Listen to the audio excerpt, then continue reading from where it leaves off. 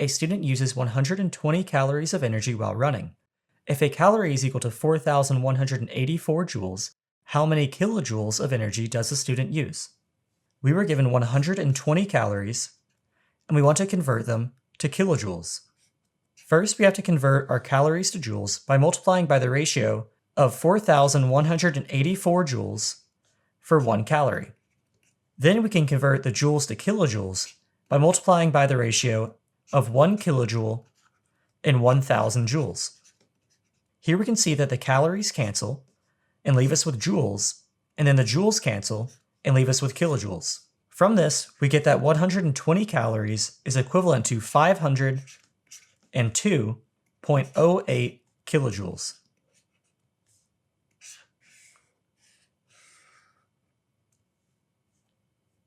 If you found this video helpful, don't forget to leave a like, subscribe, and let me know in the comments what topics you'd like to see next. Thanks for watching.